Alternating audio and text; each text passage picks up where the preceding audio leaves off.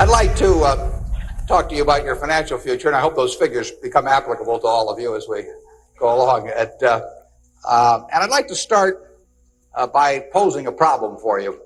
And incidentally, I'm just going to talk for a couple minutes, and we'll do Q&A, because what we want to do is talk about what's on your mind. But I'd like you to think about this for just a second. If, as we walked out of here today, I said I would like to buy 10% of your financial future, I was going to write you a check today, and from this day forth, you were going to give me 10% of everything you earned. How much would you want to charge me for that? I'm going to buy 1/10 of you. And I may take the low bid, incidentally, so be careful what you write down. Well, I think if you thought about that a little while, you can contemplate that for a few minutes. You know, you're going to get a check from me today, and you can do anything you want with the money, but from this day forth, you have to give me 10% of what you earn. I think it would be very foolish of you, any of you, if you asked for less than, say, $50,000. Now, it's going to be a few years before you're out earning money, and so I've got a few years of dead money there, but then I would start getting this royalty on you as you went along. So I really think that if you thought about it, most of you would want a fair amount more than that, and I think you'd be right. Fortunately, I didn't make this deal with anybody when I started out, so nobody's got a 10% royalty on me. But I think that 50,000 would sort of be the absolute minimum. And if you think about that, that means that right today, you are worth 500,000, because if 10% of you is worth 50,000 in cash today, your potential is worth a minimum on a 100% basis of $500,000. That is the big financial asset you've got. It's way more important what you do with that $500,000 asset that you own today than whether you decide to buy stocks or bonds, or whether you put your money in a mutual fund or pick your own stocks or anything of that sort. The biggest financial asset that you have going for you by miles is the value of your own earning power over the years. So that's really what you should focus on. If you're focusing on your financial future, that means you should focus on you. Because whether your 10% is worth 50,000 or 100,000 or 300,000, which would be 500,000 or 1 million or 3 million for all of you, whether it turns out to be one or the other is really dependent in a very large part on what you do in the next few years. All of you in this room have the brains to do extremely well in life. You've all got the energy to do extremely well in life. And then the question is, how do you apply it? If you've got a 200 horsepower motor, do you get 200 horsepower out of it? Do you get your full potential, or do you get 100 horsepower or 50 horsepower? Now, there's two things that can hold you back in getting the full horsepower out of your engine, whatever it may be. All of you have big enough engines. And one of those is a lack of education, but that probably isn't going to happen to very many people in this room. If you did have a lack of education, if you didn't have a chance to get a decent education in life, it wouldn't make any difference what that potential was, because you'd never unlock it. But the second most important thing, and equally as important, is in terms of the habits that you develop, in terms of what you do with yourself. When we hire people, we look for three qualities. We look for integrity, we look for intelligence, and we look for energy. But if they don't have the first one, integrity, the other two will kill you. Because if you're hiring somebody without integrity, you really want them to be dumb and lazy, don't you? I mean, last thing in the world you want for them is to be smart and energetic. So smart and energetic only goes with integrity. You know, you make your own decision on that. You can't change your IQ or how far you can throw a football or how high you can jump or the color of your hair very easily. But you can elect to have integrity that matches anybody else's. And if you match that with intelligence, which you have, and energy, which you have, you will get an extraordinary result, and you'd be very foolish to sell me 10% of yourself for 50,000. On the other hand, if you don't match it with that, your potential will, in a significant part, go unused. And I'll give you a little simple test to apply in terms of thinking about the kind of habits you want to develop, because you can have any habits you want to be. You can be lazy, you can be prompt, you can be late, you can be honest, you can cut corners. I mean, you have all these choices. And those are choices for you to make. Nobody else is going to make them for you. And I would suggest that you play this little game with me too. Think about the person you would most like to be in life. So maybe it's one of your contemporaries, maybe it's somebody a little older, but pick out the person you admire the most, the person that you'd change places with if you could. And then write down why you admire them. Just put it on a piece of paper. And then figure out the person that you would least like to change places with you. Who really turns you off? Who do you find repulsive? And list the reasons why that person turns you off so much. And put those down on the other side of the paper. And then look at that list. And you'll find that everything on the left-hand side, what you admire in other people, the qualities they bring to life, cheerfulness, generosity, all kinds of things. You'll find those are things you can do yourself. It's very simple. You got to apply yourself, but the habits you form in doing that early on will carry you through life.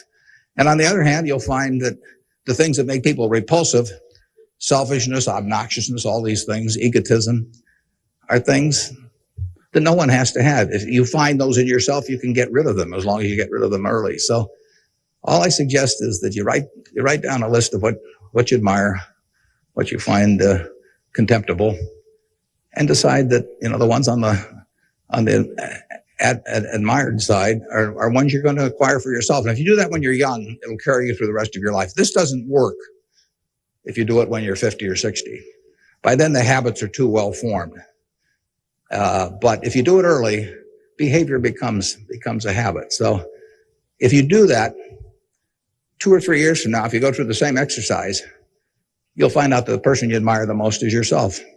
That can be a little dangerous under some circumstances, but it's not a bad thing. I mean, you want to be somebody you like, and you don't want to be somebody that you dislike. And form those habits early. You basically can't miss. Now, I'll give you one other small piece of advice that's just a corollary on this, and then we'll get to your questions. And that is, as a general matter, as a one piece of specific financial advice, I would say, avoid credit cards. Just forget about them. We're in various businesses that issue credit cards. The American public loves credit cards. But if you start revolving debt on credit cards, you're going to be paying 18 or 20%. And you can't make progress in your financial life going around borrowing money at 18 or 20%. You can make a lot of money by lending it out at 18 or 20% over time. If you can find anybody that's good that will borrow from you. But you don't want to be on the side of the equation that's always behind in life. I was lucky. I'd saved about $10,000 by the time I got out of school. That $10,000 was really worth millions I might have earned later on, because after you get a family and everything, the expenses roll in. But those were my tools to work with, but it was only because I was ahead of the game. If you're behind the game by $10,000 at some point and paying 18 or 20% interest on it, you will never, you'll never get out of it. So the trick, I've got a partner that says, all I want to know is where I'm going to die, so I'll never go there, and that's true in financial matters as well. You want to figure out where you don't want to be ahead of time and avoid that. And I get about a dozen letters a day from people who are having terrible problems. And there are 2 reasons why they have terrible problems. One is a number of them have had health problems of some sort. I mean, they have really been hit by or somebody in their family has been hit by some kind of catastrophic illness. And that is it's a terrible thing to happen to any family. And they run up bills they can't pay. And really only society can solve that one, in terms of protecting people against that. That's just plain bad luck. But the other one is from people who run up credit card debt, and they're facing bankruptcy, or they've been through bankruptcy once before, and they owe a whole bunch of money, and they can't even pay the interest, let alone pay any principal. And half of my letters come from people like that, and that problem is avoidable. Catastrophic illness is not, but credit card debt is something you bring on yourself, and it's way better.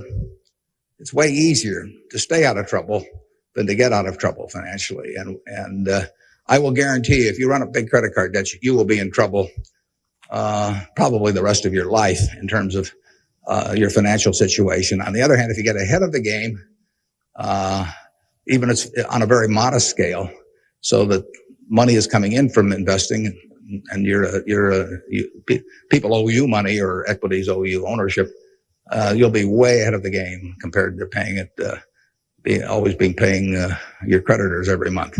So my advice to you is, if you can't pay for it, don't buy it, and get yourself in a position where you can pay for anything. And then we'll be glad to see you at Borsheim's or the Nebraska Furniture Market.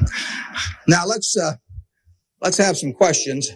Do we have a mic out there that people can either go to or that travels around, or anything that's on your mind? Ask about. Don't be bashful.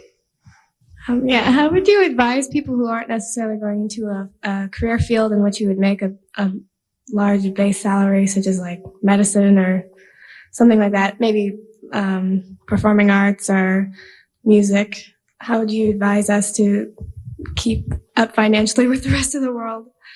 Well, it is true that a market system does not pay as well in some activities as might seem appropriate for the importance of those activities to society. Just take teaching, for example. I mean, teaching does not pay well. And what could be more important? I mean, you've got to be as interested in who the teachers of your children are as who your accountant is, or, whatever, or who's winning the heavyweight title of the world, or that sort of thing. But it doesn't pay well. And it's a fundamental choice, whether you're going to go into something. For many people, it'd be a fundamental choice whether you're going to go into something you love or something to try and make a lot of money. I think that generally it pays to go with what you love. I think that it's very hard to find people when they get to be my age who say that they've loved what they've done all their life and feel it was very worthwhile, but they're terribly sad they made that choice because they didn't make a lot of money. I don't think anybody's ever said that to me, that they wish they'd gone into something else where they were uncomfortable doing it or didn't enjoy it, didn't feel very productive, but made a lot of money. So I don't think you'll find that. So I would go to work in whatever turns you on. It may turn out that it'll be more profitable than you can think, but almost everybody here will make enough money, unless they get some terrible habits along the way, to do reasonably well. And doing reasonably well in this country really is pretty darn good. I mean, it's not necessary to have huge amounts of money in order to enjoy yourself. I enjoyed myself when I had my $10,000, and I live in the same house that I lived in when I had about that. I bought it 41 years ago. I liked the house then. I like the house now.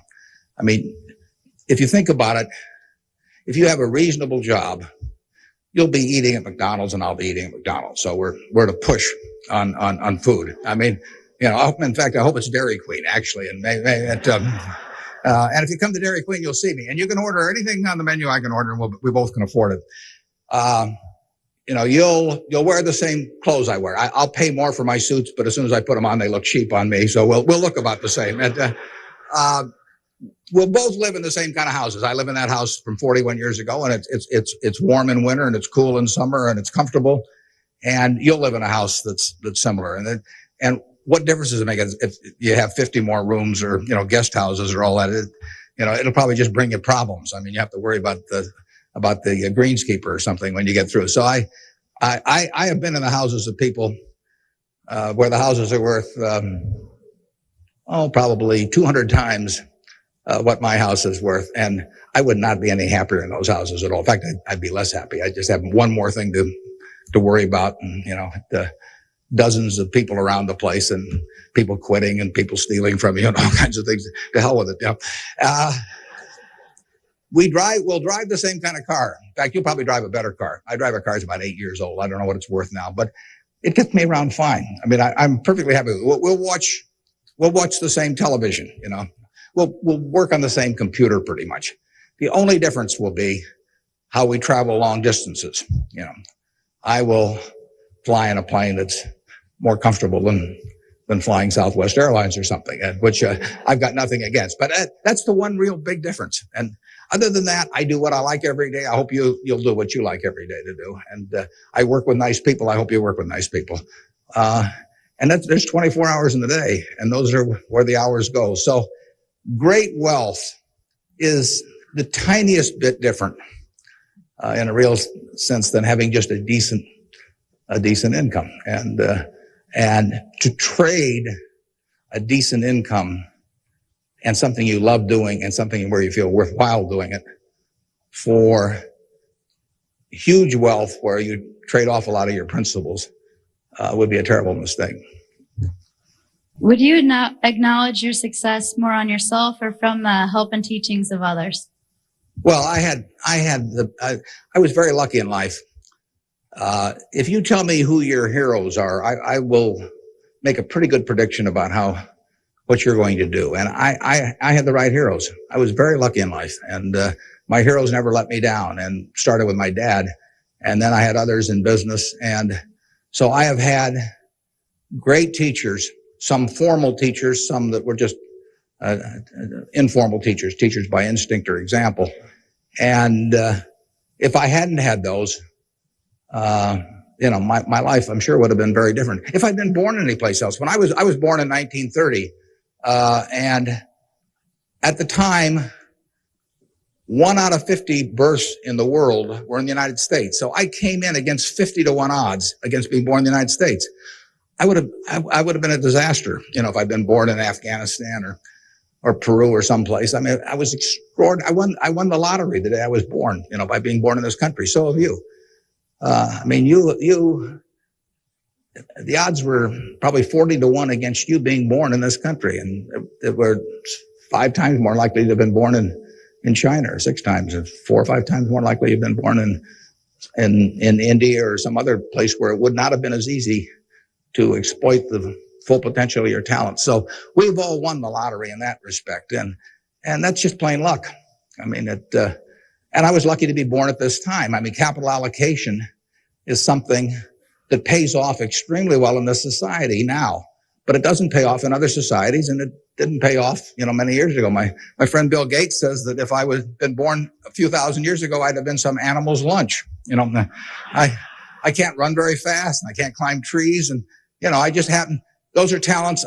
Nobody asked me to climb trees now, but there was a time when it might have been important. And incidentally, Bill would have been some animal's breakfast. He can't run so fast either. But in any event, we are lucky. Just imagine being born a couple hundred years ago with exactly the same talents and how far they would have taken you then.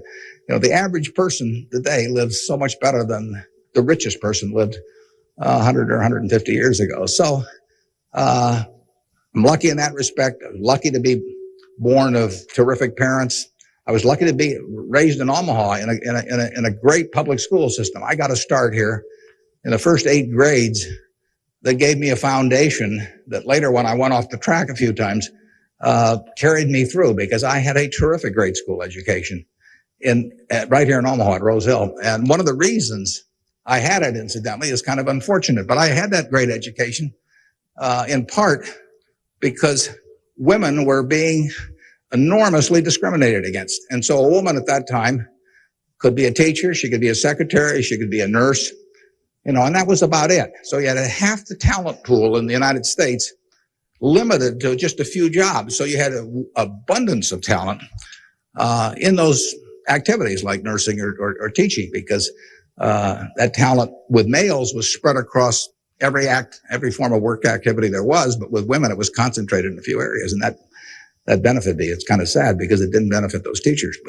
but I was very lucky, and I've really been that way all my life. And what I do is important as what a good teacher does or a good nurse does or something of the sort. I think that's quite questionable. It pays off enormously well in a market economy like the United States, but that's an accident. It didn't have anything to do with any innate ability of mine. Mr. Buffett, technology has been a great factor in stimulating the world economy. What are your predictions for the future of the technology industry, and what is its future role in world economy and the United States economy? Yeah, well, there's no question it's turning the world upside down. It's done it somewhat already, but it will, it's just beginning, but it's moving very fast. I met Gates on July 15th, 1991. I was out there for a 4th of July celebration with a friend and who subsequently died, Meg Greenfield of the Washington Post, and she took us down to visit the Gates family. And he tried to educate me about high tech, and he'd had better luck with chimpanzees. I mean, I was really a disaster, but he's a good teacher.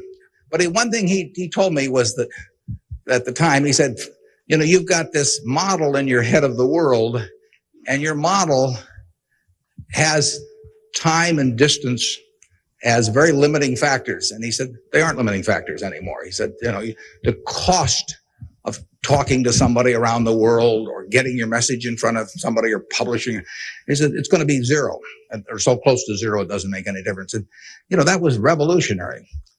But it's happening already in a very, very big way. And it's just, 8 years later, and it's exploding. So high tech, information technology, whatever you want to call it, is changing the world, and it's going to change it in a very, very big way. And it'll change. I mean, that's one of the things I think about in businesses we buy. We announced the purchase yesterday of a furniture retailer in Boston, in the Boston area. And, you know, I think to myself, what effect does this new world have in terms of the internet on furniture retailing? I mean, you have to think about questions like that. The changes will be huge. I played bridge yesterday with people all over the country, but I played it with people all over the world. I just sit down on my computer and I've got some popcorn there and I'm in khakis and a sweater, and I can have a bridge game in 30 seconds with people all over the world, and no cost to it, basically. You know, that's a lot different than trying to arrange a game with 4 people in Omaha, you know, on a day when one guy wants to play golf and another wants to watch baseball. And I mean, it changes things in a huge way. We are very fortunate. I mean, it's in the degree to which the United States leads the world in this area. I mean, we have a lead. It's hard to think of who's in second place.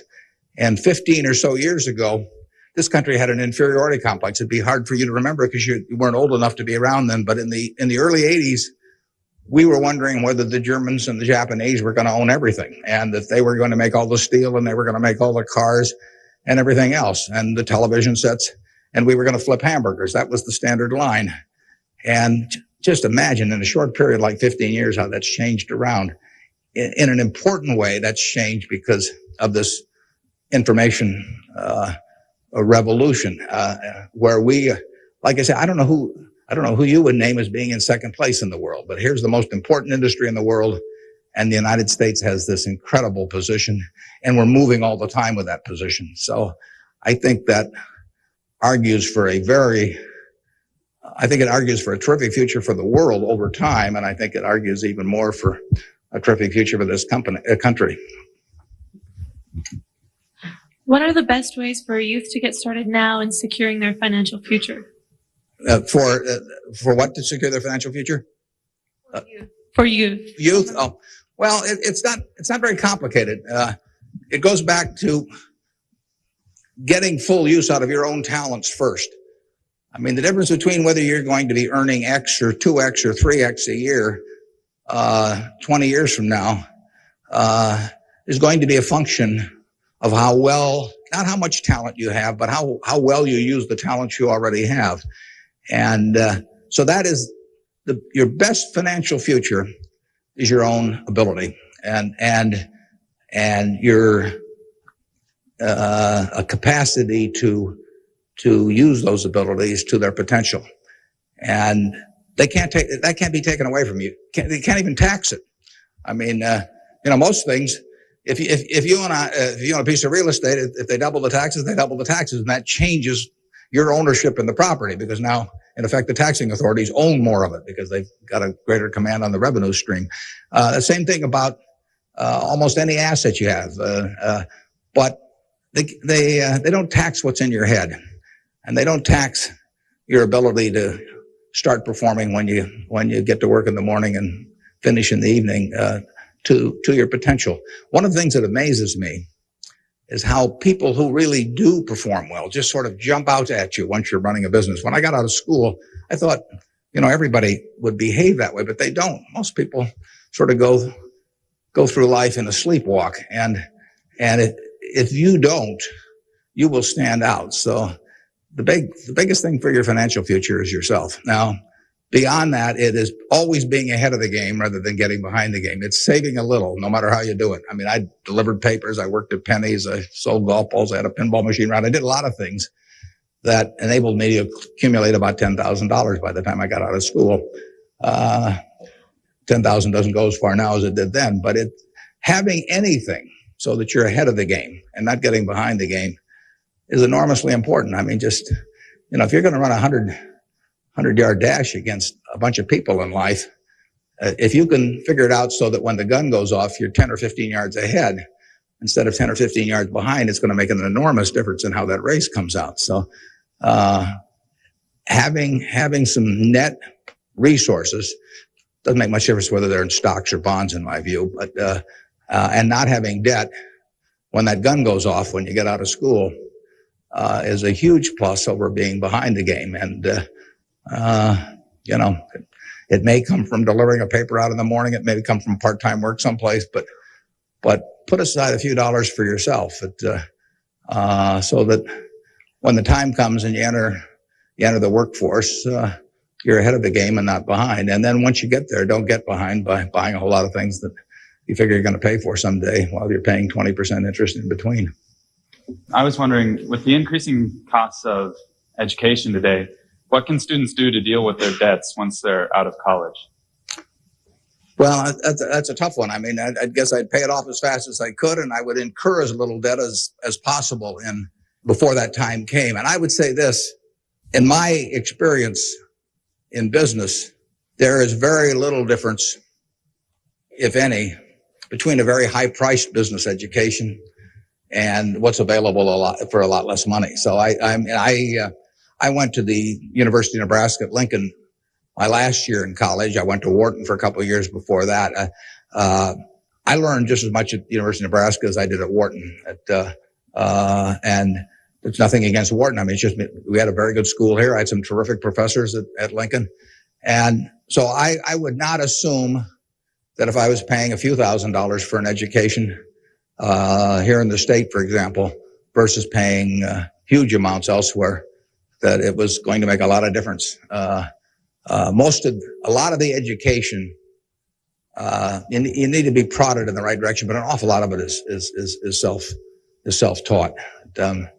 I mean, Andrew Carnegie did a wonderful thing in this country in terms of libraries, and I used to spend a lot of time at libraries. I even got locked in at the University of Omaha, what was then the University of Omaha, and I couldn't get out for hours. And one night I got so entranced with what I was reading, but there's all kinds of information available now with the internet. It's so much easier than it was then. So it's out there to be taken, and it isn't necessary to pay $30,000 or $35,000 a year to go to some big name school to get the education at all. I mean, if you're going to learn accounting, which is probably the most important course you'd take in business, if you're going to learn accounting, you can learn accounting absolutely as well, in my view, going to UNO as going to Harvard. I mean, I see, I'd bet on that. And I wouldn't run up huge bills in terms of getting a business education. Now, if you're going to get a medical education, I mean, there's certain professions where there may not be any way around spending a fair amount of money and getting in debt to some degree. You've got to make that decision yourself, but I'd certainly try to minimize it. And I would have it figured out how I would handle that debt in, say, a 5-year period after I got out of school, or I would think twice about incurring it. What advice would you have for a forming nonprofit organization? For forming a nonprofit organization? Well, I've always tried to avoid forming nonprofit organizations. Well, that would depend entirely on what I wanted to accomplish. I mean, it'd be one thing if it was a hospital. It could be another thing. There's so many types of it. So you've got to get people that are experienced and involved in an entity like that. And but it depends so much on the objective you're working at. I understand that you're very civically involved, and I was wondering how important of a quality you think that is for an individual in life and why. Yeah, well, I wouldn't say that I am that. I mean, I do certain civic things. I think your model as a citizen, for example, in Omaha would be Walter Scott. I mean, he is far more civically involved than I am, and Incidentally, his predecessor, Peter Kiewit, was too, but Walter's carried it to new heights. So I don't want to take on any mantle for that myself. I do some things. One of the problems I have is I love what I do so much that it sort of takes over. I mean, I'm like a guy that likes to play a lot of golf or something, except I like the business I'm in. But I've got a family that participates very actively. Some of my children work on almost anything that comes along in the civic area. And, in the end, people do what they want to do to quite a degree. And I think I've never talked to anybody that enjoyed working in civic activities that didn't feel it was very worthwhile after they've done it. I mean, they built something, and participating in building something is always a lot of fun. And actually you can have a good time. We have this golf tournament, for example, in September, and we raise some money for civic things, but everybody has a good time. So nobody's paying any price by doing it. I'm having a good time. The people who come are having a good time. And we get to show Omaha off to people. But you should be enjoying things you go along, and you will if you work in civic activities that interest you. And you can do the same thing in politics. I mean, if you find political ideas or politicians who particularly you identify with, you can get a lot of self-satisfaction out of working, and you're doing something worthwhile. So I just follow your instincts on that. That'd be my recommendation. I have a question. What do you see as the biggest economic problem facing the youth of today going into the future? Yeah, I don't think that you're going to have enormous economic problems. I think you will live in a society where the average person lives better by a significant margin than the average one of a generation earlier or two generations earlier. That's been the history of this country. It's a marvelous country that way. I mean, when you think of it, we have 4.5% of the world's population, and what's been accomplished here is incredible. 53% of the value of corporations that are publicly traded in the world exists in the United States with 4.5% of the population. This country always has done well. They say in stocks that you should buy stock in a business that's so good that even an idiot can run it, because sooner or later one will. And that's not terrible advice. Well, that seems to have been sort of the history of this country from time to time. I mean, we've had all these problems that have come along. If you look back on the last 100 years and list all the problems this country's run into, you can make a very long list. And a lot of people who focused on those problems at the time have missed the bigger picture. And the bigger picture is that every generation lives better than the one before it. And that's because of savings, because savings enable people to create new tools to do better things as they go along. And it's also due to an environment that lets people realize their potential to a greater degree than most other environments in the world. It's far from perfect. I mean, it's sad how far it is from perfect, but it is better than anything else around. I mean, in this country, you don't have some commissar or something running a big business in this country. You've got a guy like Jack Welch, and a fellow like Jack Welch makes a difference of night and day in terms of the productivity of that business over a period of decades. And productivity is what causes the standard of living to rise. So a system that throws up the Jack Welches of the world to run businesses is going to have an enormous advantage over a society that does it by heredity or that does it by government edict. And we're closer to that society that I've described than any other country. And it's led to great things, and it will continue to lead to great things. So I think you've got the best future. You don't face a war, and you've got a better future in terms of achieving material rewards than any generation in history. So I wish I could trade you places. I was wondering if you could speak for Mr. Gates, were afraid of the impact on Y2K on the economy, or specifically the stock market. Yeah, well, I'm glad you gave me a chance to bring in other people, because I'm the last guy in the world understanding about Y2K. I don't know why this microphone's working. I don't know, why lights go on. Or I flip on the switch of my television set and pray. I mean, it's all beyond me. But I would say this: the smartest people I know in that area in large part, think it's going to be a non-event in this country. I can't speak for the rest of the world, but so I think you'll wake up on January 1st and find the world hasn't changed from December 31st. Now, I would say this: you might get a whole bunch of friends to write you checks for $1 billion on December 31st and then deposit them, and who knows what'll happen? You can't lose anything. I mean, all they do is bounce, and if the system gets fouled up, you might find a lot of money in your account. But I wouldn't count on it. We own a company called Executive Jet. We have about 1,400 or 1,500 customers who own pieces of airplanes with us, and so we've got 160 of their planes and some of our own flying around. It'll be very interesting to me to see what the advance people let us know ahead of time when they want to use it. It'll be very interesting to see how many sign up for January 1st at 12:01. But it wouldn't bother me to fly them in the least on January 1st or do anything else on January 1st. Ideally, I hope they're getting prepared to watch the Huskers play in the big game. And I was wondering, how do you decide what you invest your time and money in? Yeah, well, I like to find businesses that have good economics. Now, what are good economics? Well, good economics are a business that has some kind of a moat around it that makes its product or its service or its location or something a little more desirable to the customer than any other sort of comparable product. The number one candy bar in the last 30 or 40 years has been Snickers. People don't fool around with different candy bars. They fool around with different length dresses. They fool around, with all kinds of things, but they don't fool around with candy bars because they figure, they're going to go in and lay out 50 cents or whatever it is and put it in their mouth. And they're not going to, for 50 cents and putting it in your mouth, I mean, you're not going to say, I'll lay out 45 cents and put something else in my mouth. So you find that very stable. And we like businesses that we think we can figure out where they're going to be in 10 or 15 years.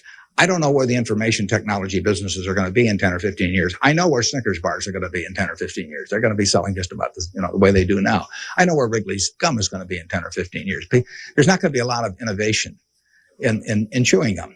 And the internet's not going to cause people to quit chewing gum either. Gates may think so, but I don't think so. But it's predictability regarding the sustainability of a competitive advantage, something special about a product. So we look for those kind of products, and then we look for people that are running the business that are honest and able. It's easier to find people that are honest and able than it is to find businesses that are going to stay wonderful for a long period of time. There are a lot of businesses that looked like they were going to stay wonderful that really evaporated over time. But that's what we're looking for. And the nice thing about it is we don't have to find very many. If we find one a year, that's terrific, because you don't need 100 or 1,000 great investment ideas to do well. You need a couple. And the discipline is the most important thing. We don't need brain power. We need discipline. You don't need 150 IQ to do what I do. Thank God. You don't need 140. You don't need 135. You may need 115 or something like that. But you do need discipline.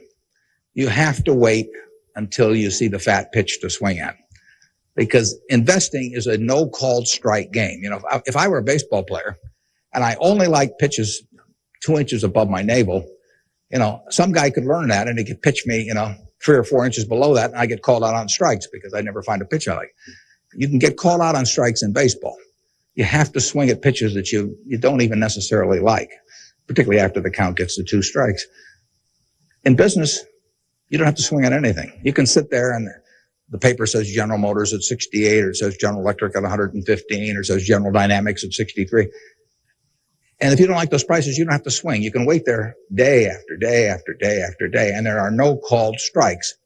Now, when you swing, when you decide to buy something, then, if you swing and miss, it's a strike. But it's a marvelous game to be in because there are no called strikes, and you can simply wait for that one time in a month or 6 months or a year or 2 or 3 years when you really know what you're doing, where you like the price, where you like the people running the business, and then you swing, and you only need a few swings in your lifetime.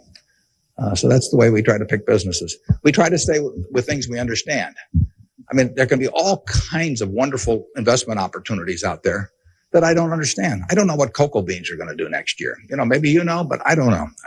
I don't know what crude oil is going to sell for. But I don't have to know. I just have to know the things. I have to know what I know. I have to know where the limits of my understanding are, what I call what my circle of competence is. And if I'm only able to evaluate 5% of the businesses in the world, no problem. I just stay within that 5% and try and find something. And most people get in trouble in investments because they get itchy. You know, they can't discipline themselves, and they hear about other people making money. Nothing upsets people so much as to hear about their friends making money. I mean, that's very destructive to discipline, because they think, I'm smarter than that guy next door, and he just bought that new car with the money made trading stocks on the internet, so why can't I? Well, the answer is you can't over time. You will lose money if you trade stocks actively. And it's hard to exercise the discipline. But anytime you buy something, you should be able to take out a one-page sheet of paper and say, I'm buying General Motors at 65. I'm buying General Electric at 150 because. And you should write down the reasons. If you can't fill out the sheet, if it's because somebody told me about it at a cocktail party last night, that's not good enough. If it's because my broker told me about it, that's not good enough. You know, it's you've got to have a reason for thinking that it makes an intelligent investment. You do the same thing if you're buying a farm or an apartment house. If you're buying a farm, you'd say, I'm buying this farm at $1,000 an acre because I think I can earn $60 an acre on it. If corn sells at such and such, and soybean sells at such and such, and yield is such and such. And you'd figure it out. That's the same reason you buy businesses. And when you buy stocks, you're buying a little piece of a business. And that's probably the most important thing to remember in investing, is that when you are buying a stock, you're buying a little piece of the business. And if you are buying it at an attractive price for the business, for the whole business, you're going to make money. And if you aren't, over time, you won't make money. Reverend Jesse Jackson, talked to us earlier. He seemed to believe that the moral standards of today's society will eventually affect us in business. How do you feel this will affect us as youth growing up in the United States? Well, I think very difficult to quantify moral standards over time. I mean, you can pick out huge weaknesses at any given time in terms of how people or the country is behaving, and huge strengths. So I think it's enormously difficult to quantify. I think by and large we have made progress in what I would call institutionalized moral standards in this country. I mean, in terms of slavery, in terms of the women couldn't vote, a century ago. Half the country were second-class citizens in that respect, and they had much lesser rights in terms of inheritance and all kinds of things. The income tax didn't exist 100 years ago, so the idea of taxing people according to how much that they benefited from society and their income didn't exist. So I think in terms of institutionalized moral standards, the country has made really quite significant progress in the last 100 years. I think, there's an enormous distance to go. I think we're going in the right direction, maybe by fits and starts, but I think we're going in the right direction, and I think that it will be a significant plus to everybody in this room if they live in a more moral society 40 years from now than a less moral. But I think the odds are that they will. I think the country moves in that direction. It's very difficult to do it, all kinds of interests that work against it. But in the end, I think the American people want it. And you saw it in civil rights. I mean, it took television to dramatize what was going on, and people that weren't near it preferred not to think about it. But it got through to the conscience of the American people. And a lot of progress has been made there, and there's a lot left to be made, but it's better than it was. And the pace may seem very slow to those people involved, and I can understand that. The pace, for women's suffrage, I mean, that went for decades and decades and decades. Women couldn't be on a jury. I was reading the trial of Clarence Darrow, which took place in California in about 10 or 11. There were no women on the jury. The woman wasn't allowed to be on a jury. They weren't citizens in that sense. So it's the moral behavior of the country has, in my view, improved, but and it'll continue to improve, and I hope you all in this room do your part to help it improve. wondering how, since the stock market's so high right now, if it'd be smart for us to get involved now or to wait till it goes down a little, or what? Yeah, I can't tell you whether or not to buy stocks now generally. I think it's important that you save money, and whether you put it in the stock market or not, I don't think is terribly important. I think if you're interested in stocks, you should buy it, and you've got a little capital, you should buy a few. I mean, I don't think there's any way of learning about them better than experiencing it. Doing it on paper isn't the same. I can guarantee you, if you lose money on paper or lose real money, it's a different experience. And I think you'll learn more about yourself if you do it that way. I bought my first stock when I was 11. I was at Rose Hill at the time, and I bought 3 shares of City Service Preferred at 38, and it went down to 27, which is something I still remember, even though I was 11 at the time. And then it went up to 40, and I sold it. I made $5 on my 3 shares after commissions, and then it went to 200 and something. So, I probably remember that a little better than if I'd been doing it on paper. And I fooled around doing a lot of things between about age 11 and 19 in the stock market. I did charts. I did all kinds of technical analysis. I read every book I could get on the subject. And I didn't do that well. I didn't do terrible, but I was really just floundering around. But that meant by the age of 19, when I read Ben Graham's book, I was at the University of Nebraska in Lincoln, I went and bought this book called The Intelligent Investor, just come out, and it had an enormous impact on me. Now, if I hadn't done, in the previous 8 years, if I hadn't been all over the lot, I'm not so sure that book would have had the same impact on me. I mean, by that time, I was prepared to read Ben Graham's book, which changed my life financially in an incredible way. I mean, I wouldn't be up here today if I had read that book.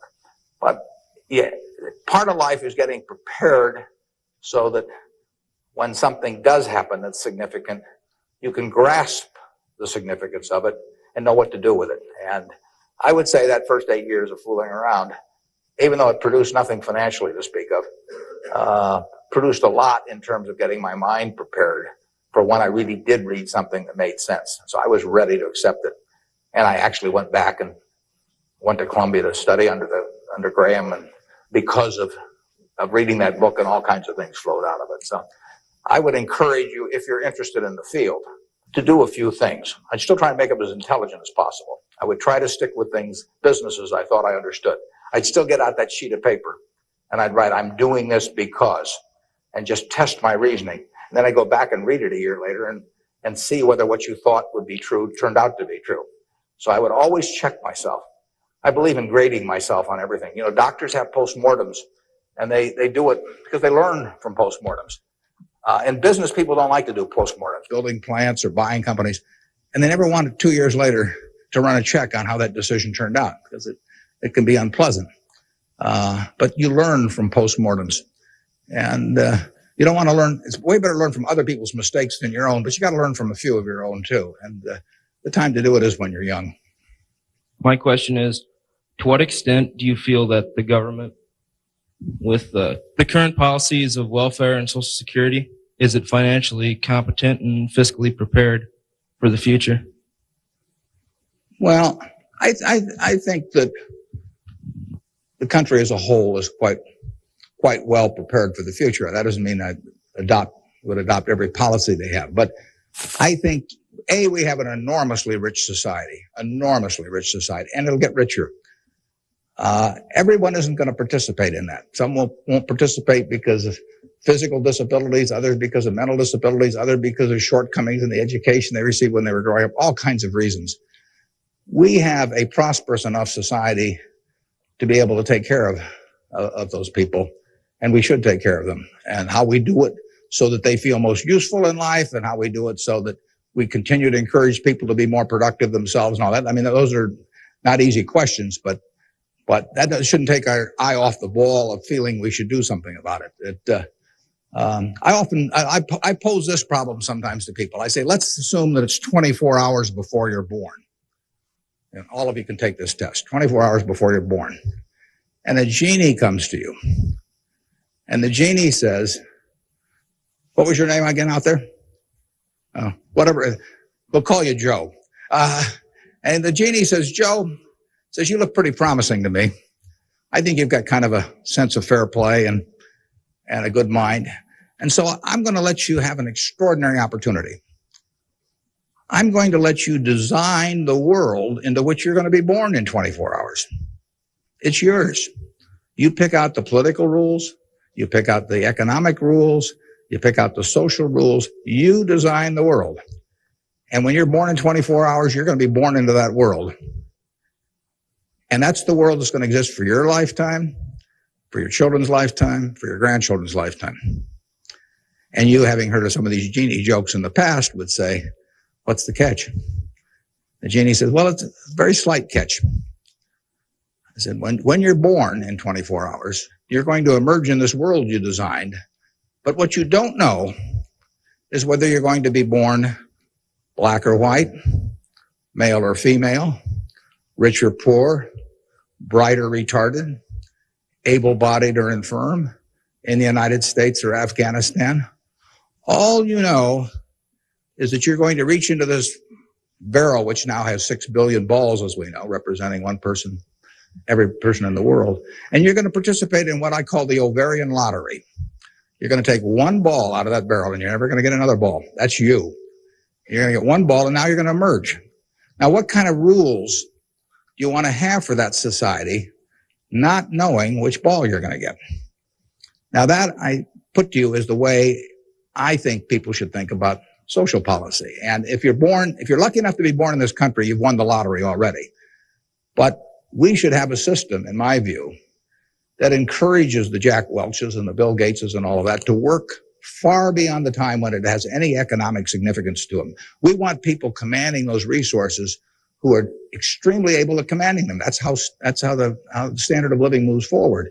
So we should want Tom Osborne coaching in Nebraska. We should want Bill Gates designing software, and we don't want to mix up those two. We don't want to get Bill coaching in Nebraska.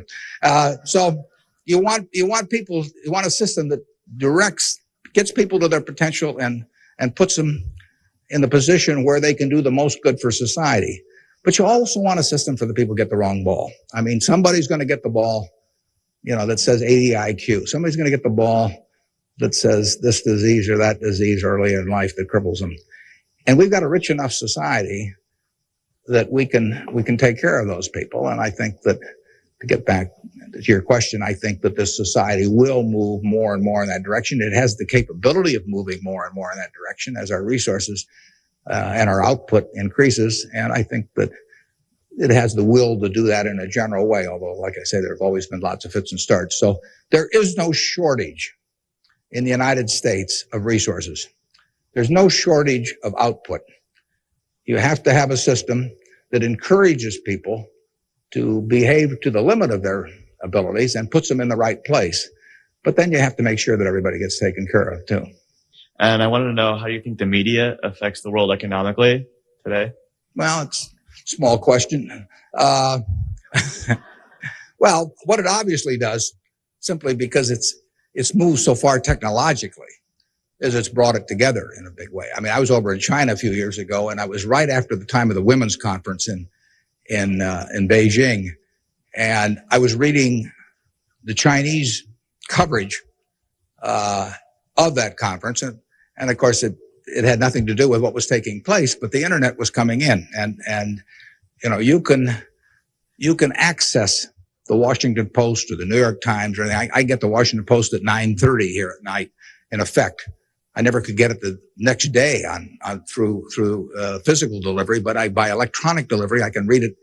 Probably earlier than most of the people in Washington are reading it. So the ability to communicate and the degree to which the world can have awareness of what's going on every place in the world is just, it's been a quantum leap. And, that will have, there are a lot of things that come out of that. And, net, they're a plus over time. But the ability of information to be available to everyone worldwide almost instantaneously, it can be huge advances in things like medicine, for example, just to pick one. So it's a net plus. It has a big effect, and the definition of media has now been expanded enormously. I mean, there were 3 television networks in in the early 1960s, and that was it. There were three highways information traveled electronically. And if the three pieces of information were I Love Lucy, and something else and something else, those were the three choices of information or entertainment that you had for tens and tens of millions of people sitting there looking at a tube. Now it's unlimited, and that's only, 3 or so decades. So it's just exploded, and it'll continue to explode. And net, I think it's a plus. And I think it's 1:00. I want to thank you all. I wish you well. You're going to do terrific. Thanks.